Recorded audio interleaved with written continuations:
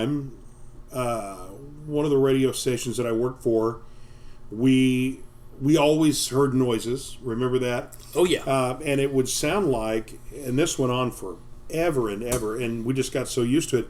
It sounded like, to me, it was like somebody held a bowling ball about 3 feet off the ground and just dropped it. That's what we'd usually hear.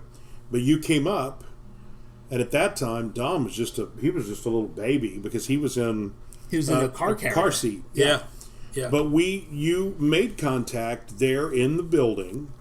Now, I remember we went into one of the production rooms. We had the lights off, and it seems like an older couple, and I may get this wrong, and you may not even remember because you've done many of these since then, but do you remember that? And they were... Yeah. Because for one thing, I would think, and I think we kind of... The conclusion was with... And they didn't know what it was, but with all the equipment.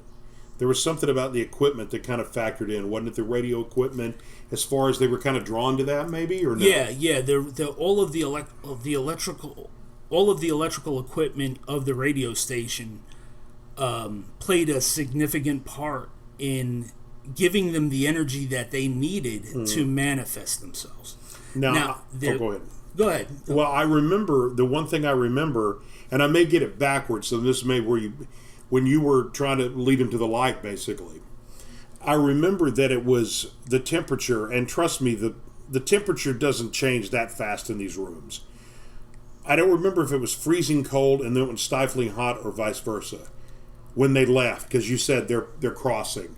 And then the temperature changed in the room. But I don't remember which way it went.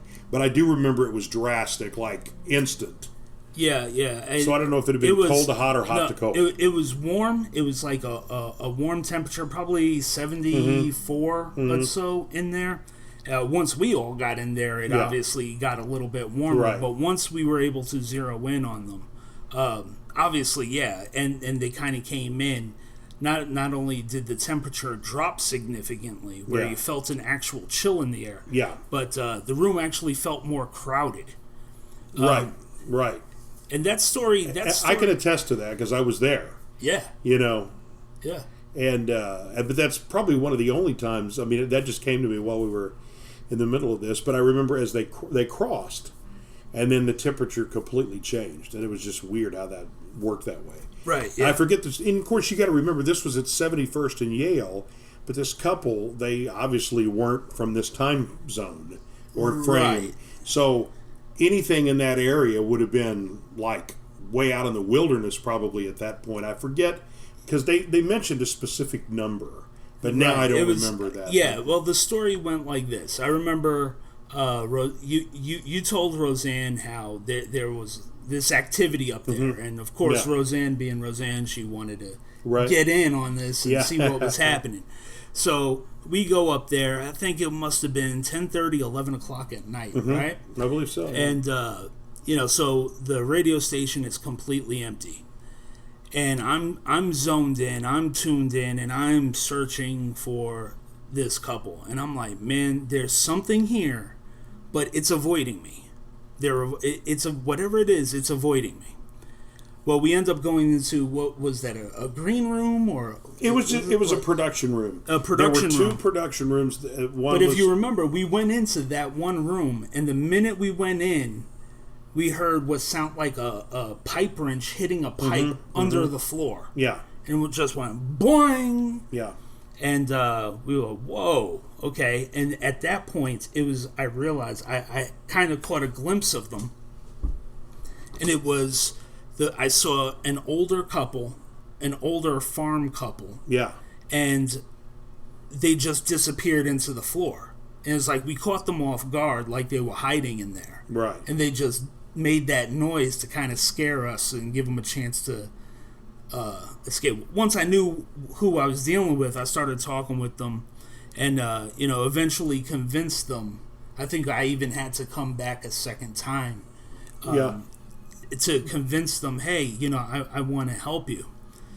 Well, the story was that this old couple was one of the first people who moved out here, and the year that they gave me was 1869.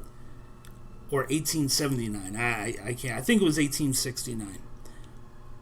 or something. I don't know. Roseanne. Yeah, it was in the 1800s. It was in the 1800s. Yeah, I do It was remember before that. Oklahoma was even a state. Yeah.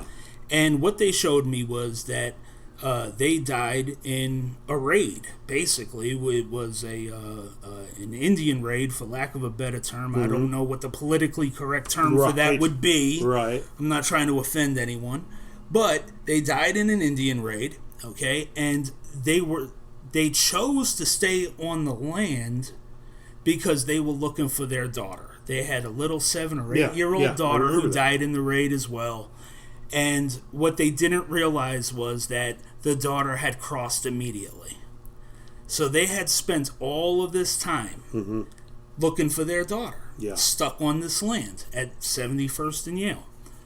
Now, I don't know if there's records showing that something like that would have happened. It was before this was even a state. Right. But imagine, this is going back to what I was saying earlier, is if you're stuck on land and you see all of these things that, you see your house eventually grazed, and then buildings go up, come down, then a skyscraper goes up, and all this technology that you have no idea what's happening. Right. But you're feeling stronger because all of the EMF from all of the equipment is giving you energy that you could feed on and manifest, So they were drawn to that. That's why they were in the building. Right, yeah, because they were all of the technology in the building, and especially that floor. Yeah. With all of the radio equipment and broadcasting as well, that's going to give them energy that they need to manifest. Now, this may be something you don't remember, but was the daughter's name Sarah? I don't remember. See, and I don't know where I'm getting that. I remember the daughter. I remember that. The story you're telling is right. That's who they were looking for. But I don't know why that came to my mind. That probably didn't play into it, but they were looking for. They were looking for their daughter, yeah. And it took some convincing. And I told them, look, she's on the other side waiting for you, but.